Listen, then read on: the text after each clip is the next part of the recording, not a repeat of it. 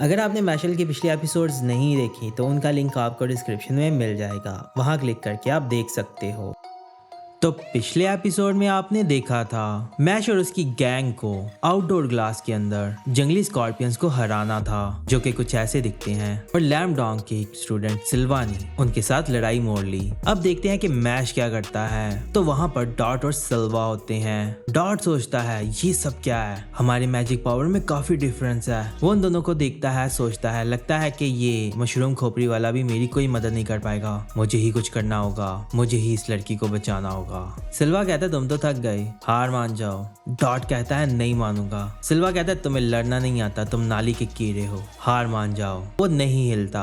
सिल्वा कहता है चलो मैं तुम लोगों को एक और मौका देता हूँ। पूछता है क्या मतलब। सिल्वा कहता है मैं अपने मैजिक से 5 बार तुम पर अटैक करूंगा, अगर तुमने ये सब हैंडल कर लिया तो मैं उस लड़की को छोड़ दूंगा और रूल्स के हिसाब से मैं तुम्हें एक सिल्वर कॉइन भी दूंगा। क्या ख्याल है, डील कर लें? डॉट बहुत सोचता है, पूछता है क्या करना है बताओ। वो लड़की भी कहती है ये सही नहीं है। डॉट कहता है चलो सही है, डील हो गई। वो लड़की उसे समझा रही होती है कि बस करो, ये तुम्हें चोट पहुंचाने के बाद भी तुम्हें मारता रहेगा। डॉट कहता है सिर्फ 5 बार ही तो होगा, फिक्र मत करो। सिल्वा कहता है ये जो पीछे गधा खड़ा है ना, इसे भी मुझसे लड़ना होगा। डॉट कहता है तुम्हारी डील मुझसे, इससे नहीं। सिल्वा कहता है तुम डिसाइड नहीं कर सकते। कहता है चलो सही है, जो अटैक तुम इस पर करोगे वो भी मुझ पर करो, ठीक है? कोई कंप्लेन तो नहीं है ना? वो कहता है वाह क्या बात है, तुम मेरे 10 सबसे खतरनाक अटैक्स का सामना करोगे। हंसता है। डॉट सोचता है ये प्रॉब्लम मैंने खुद क्रिएट की है, अब इसे मैं सॉल्व खुद ही करूंगा। मैश उसे पीछे से देख रहा होता है। वो सामने आकर फिर खड़ा होता है। सिल्वा आयरन फिस्ट का इस्तेमाल करता है, एक बहुत जोरदार अटैक करता है। उसे बहुत जोरदार लगता है, उसके मुंह में से खून निकलने लगता है। सोचता है ये तो बहुत बुरा है। वो पीछे हटता है, उसकी हालत खराब होने लगती है। सिल्वा कहता है अभी तो 9 और हैं। वो खड़ा होता है, अपने हाथ उठाता है,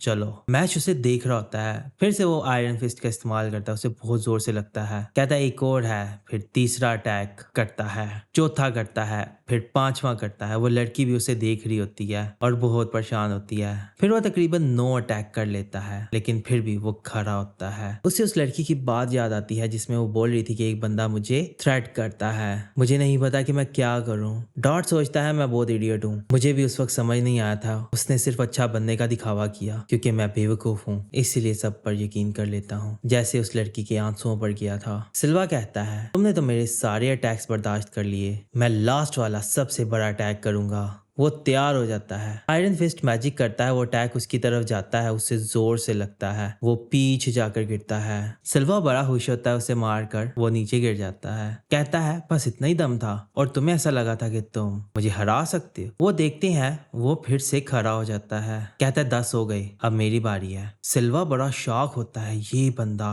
क्या है? वो उसके पास जाता है और बड़ा इंजर्ड होता है। कहता है मैंने प्रॉमिस किया था। इतना बोल ही रहा होता है, नीचे गिर जाता है। कहता है तुम बहुत इडियट हो। डॉट की हालत बड़ी खराब होती है। सिल्वा हंस रहा होता है और उसे इडियट इडियट बोल रहा होता है। कहता है तुम बहुत स्टूपिड हो, तुम तो खड़े भी नहीं हो पा रहे, मेरे मैजिक ने तो तुम्हारा काम तमाम कर दिया। डॉट मैश को कहता है मशरूम खोपड़ी वाले क्या कर रहे हो, लड़की को लेकर भागो, मैं खुद को संभाल लूंगा। सिल्वा फिर से आयरन फिस्ट का इस्तेमाल करता है, उसे मारता है। मैश वहां खड़ा होकर सब देख रहा होता है। सिल्वा कहता है ये क्या बोल रही हो? सिल्वा कहता है मैं मशरूम एड से बात कर रहा था कि लड़की को ले और निकलो। वो लड़की कहती है बहुत इडियट हो। वो सिल्वा के पास जाकर खड़ी हो जाती है, कहती है मुझे पता है कि तुम मेरे चार्म स्पेल में हो, लेकिन फिर भी मुझे नहीं लगा था कि तुम इतने बड़े इडियट हो। सिल्वा कहता है इसकी इतनी भी इंसल्ट ना करो, इसे पता है कि ये बहुत बड़ा इडियट है। फिर वो दोनों मिलकर उससे बहुत बुरा भला बोलने लगते हैं। डॉट को देखकर बहुत बुरा लगता है। वो लड़की भी कहती है तुम बहुत घटिया हो और इसीलिए मुझे तुम जैसे लोगों से नफरत है और तुम्हारी ये हालत देखकर मुझे बहुत हंसी आ रही है। सिल्वा बहुत हंसता है, उससे बड़ा गुस्सा आ रहा होता है। सिल्वा हंस रहा होता है, उसके मुंह में चला जाता है क्रीम पफ। वो लड़की देखती है, बड़ी हैरान हो जाती है ये कहाँ से आया। फिर आता है मैश। मैश कहता है बहुत हो गया। मैश कहता है आ जाओ क्योंकि अब मेरी बारी है, तुमने 10 अटैक्स का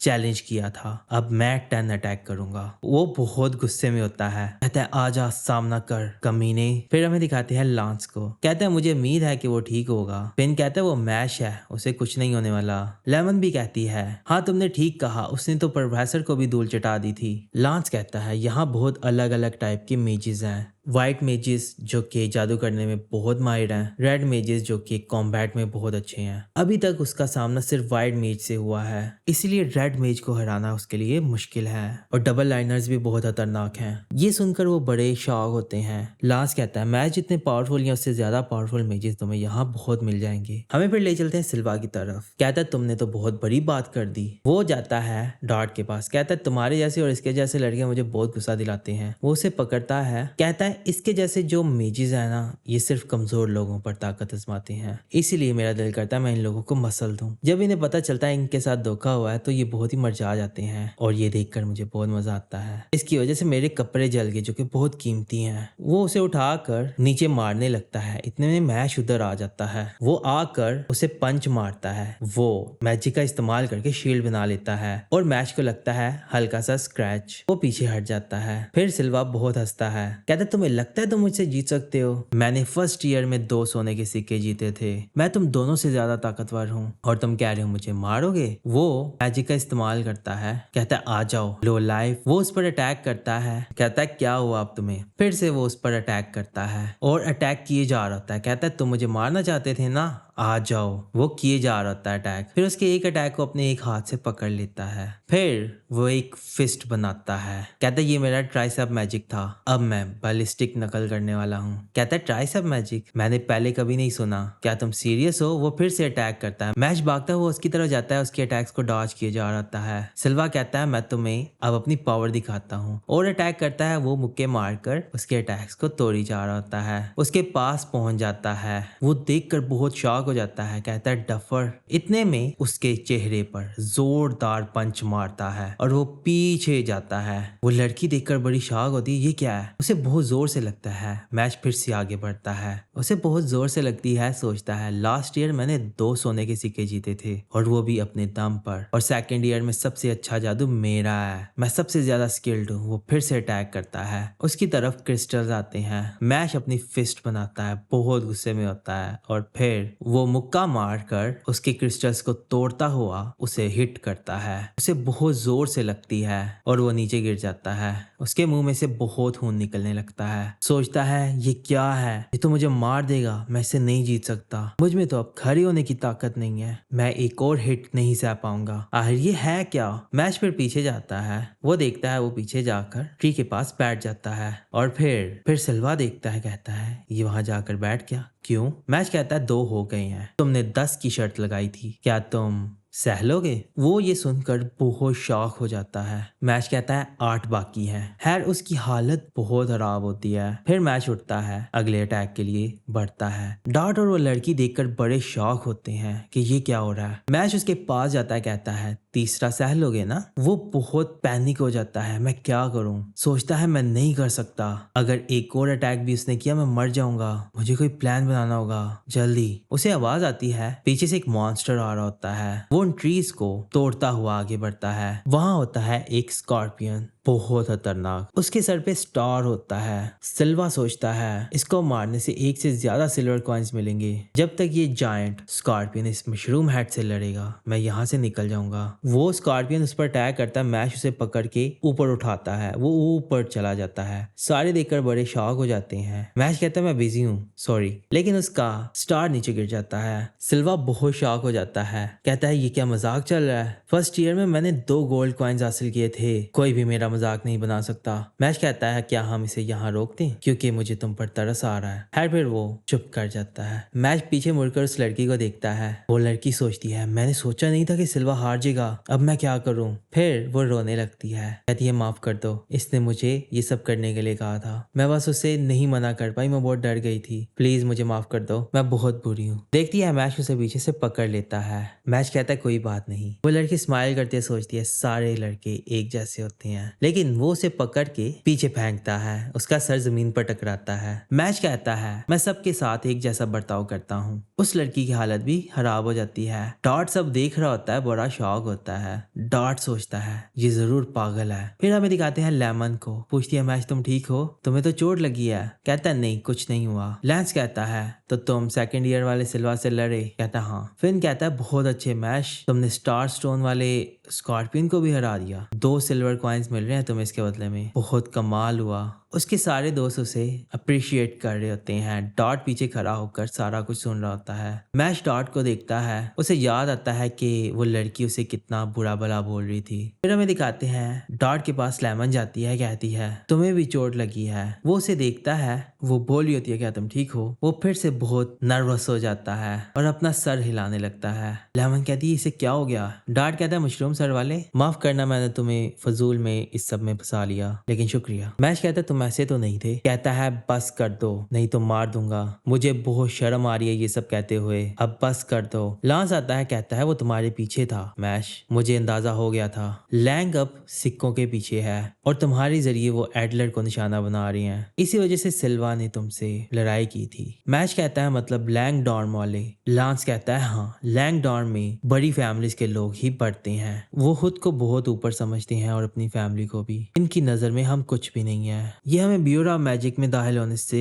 रोकने के लिए कुछ भी कर सकते हैं। सारे बड़े शॉक होते हैं सुनकर। लांस कहता लगता है मुकाबला शुरू हो गया है, ये क्वाइंस की जंग है लैंग के एलिट्स और मागिया लुपस के खिलाफ। मैच कहता है एक स्टोरी इस तरह की मेरे दिमाग में भी आई थी और तब मैं 12 साल का था। लैंस उसे बहुत गौर से देख रहा होता है, कहता है अच्छा समझ गया। खैर फिर वहां देखते हैं कुछ चमक रहा होता है। मैच बाहर निकालता है, देखता है उसके पास एक गोल्ड कॉइन होता है। कहता है मैंने 5 सिल्वर कॉइन्स इकट्ठे कर लिए और मुझे एक गोल्ड कॉइन मिल गया। वो बहुत चमक रहा होता है। डॉट देखता है, कहता है अपना चेहरा देखो। उसके सामने करता है, उसकी आंखों में लगती है रोशनी। कहता है मेरी आंखों के साथ तुमने क्या किया। मैच पूछता है हम और मागिया लुपस वाले अलग अलग डॉर्म में हैं। लैंस कहता है हाँ। फिन कहता है जब हमारा एडमिशन हुआ था तो तभी हमें अलग कर दिया था। कहते हैं हाँ मुझे याद आया। फिर फ्लैशबैक में दिखाते हैं सभी स्टूडेंट्स सामने खड़े होते हैं। वहां पर एक टीचर होती है, बोल रही होती है हम स्टूडेंट्स को अलग अलग डॉर्म में भेजेंगे। इस यूनिकॉर्न के हॉर्न को टच करो, अपनी मैजिक पावर के जरिए तुम्हारी सोच पढ़ लेगा और फिर तुम्हारे लिए डॉर्म सेलेक्ट करेगा जो तुम्हारे लिए बेहतर होगा। फिर वो पहले स्टूडेंट का नाम लेती है,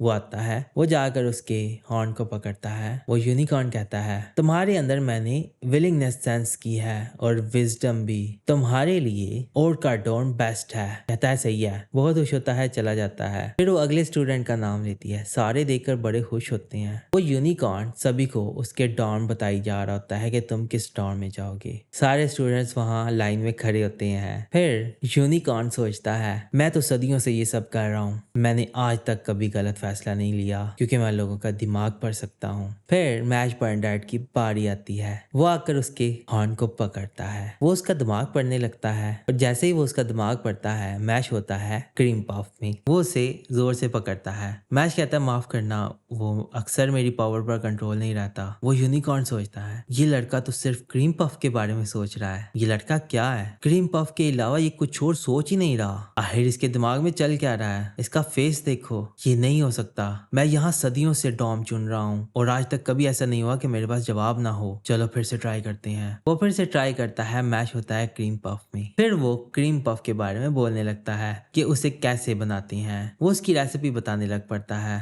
वो जब क्रीम पफ की रेसिपी बता रहा होता है बाकी स्टूडेंट्स उसे देखकर हैरान हो रहे होते हैं कि ये क्या कर रहा है। फिर वो यूनिकॉर्न बोलता है जो लोग क्रीम पफ को पसंद करते हैं वो एडलर डॉर्म में जाते हैं। स्टूडेंट्स कहते हैं ये कितना बेकार लॉजिक है। मैच कहता है ठीक है। मैच कहता है ये सब हुआ था। उसके फ्रेंड्स सुनकर बड़े हैरान होते हैं। लांस बताता है मागिया लुपस में 7 बहुत ही मशहूर और ताकतवर मेजिस हैं। मुझे लगता है कि ये लड़का उनका चमचा था। डिवाइन विजनरी बनने के लिए वो लोगों के सिक्के हमेशा से छीनते आए हैं। तुम्हारे पास भी एक है तो तुम कोशिश करना कि लैंग डॉर्म वालों से दूर रहो और ज्यादा से ज्यादा अपने डॉर्म वालों के साथ रहना। कहता है सही है, समझ गया। लेकिन फिर अगले सीन में हमें दिखाते हैं मैच स्कूल में कहीं खो जाता है। सोचता है नेक्स्ट क्लास किधर है। उसे एक रूम नजर आता है। कहता है शायद यही है। अब मैं इस दरवाजे को खोलने के लिए क्या करूं, क्या इसे खींचूं या धकेलूं। कहता है मैं हमेशा गलती कर देता हूं, क्या मैं पुश करूं या पुल करूं। अंदर में दिखाते हैं सिल्वा को। कहता है माफ कर दें, प्लीज मुझे माफ कर दें। साथ खड़ा एक लड़का कहता है तुम कह रहे थे कि तुम हमें ज्वाइन करना चाहते हो तो इसीलिए लॉर्ड एबल ने तुम्हें एक चांस दिया और एडलर ने तुमसे एक सिक्का हथिया लिया। कहता है प्लीज मुझे एक और चांस दे। वो बंदा कहता है तुम्हें सुनकर ऐसा लगता है कि मुझे तुम पर कोई उम्मीद थी। वो साथ वाला लड़का कहता है माफ कर दें। उसके पास एक डॉल होती है। बोल रहा है वो लोग जो दुनिया को कंट्रोल करना चाहते हैं उनमें कुछ खास होना चाहिए। सबसे पहले एक बेहतरीन एजुकेशन होनी चाहिए और टैलेंट होना चाहिए और नोबल ब्लड लाइन होनी चाहिए। हम सिक्के जमा कर रहे हैं ताकि हम इस दुनिया को गंदगी से दूर कर सके। तो मुझे बताओ तुम क्या करना चाहते हो। खैर वो देखता है उसके ऊपर उसका मैजिक का असर हो रहा होता है। वो हिल नहीं पा रहा होता और वो एक डॉल में बदलने लग पड़ता है। वो लड़का बोल रहा होता है तुम किसी काम के नहीं हो, तुम वर्थलेस हो। इतने में वो एक डॉल में कन्वर्ट हो जाता है और नीचे गिर जाता है। कहता है अब तुम परेशान मत हो, तुम्हें अब इन चीजों की फिक्र करने की जरूरत नहीं है। फिर हमें दिखाते हैं वो डॉल चलकर आगे जाती है, साथ में कुछ और डॉल्स होती हैं उनके साथ खड़ी हो जाती है। वहाँ और भी काफी डॉल्स होती हैं। वो एबल कहता है ड्राइंग मिशनरी मैं ही बनूंगा, कोई एटलर वाला नहीं, है ना मदर। वो अपनी डॉल को मदर बोल रहा होता है, मैं इस दुनिया को गंदगी से साफ करूंगा। हैड ये बोल ही रहा होता है, पीछे से आवाज आती है मैश की। वो दरवाजा तोड़ के अंदर आ जाता है। मैश कहता है माफ करना, मुझे पता नहीं चला कि मुझे इससे पुल करना है या पुश करना है, और वैसे शायद आपको इस बात का पता नहीं चला होगा, लेकिन आप डॉल से बात कर रहे थे। एबल कहता है शुक्रिया बताने के लिए। इतने में ये एपिसोड खत्म हो जाती है। तो मैशल की ये एपिसोड आपको कैसी लगी? अगर आपको ये एपिसोड पसंद आया है तो इस एपिसोड को लाइक और अपने दोस्तों के साथ शेयर करें और चैनल को सब्सक्राइब जरूर कीजिएगा। तो अब हम अगली वीडियो में मिलते हैं, तो अपना ख्याल रखिएगा।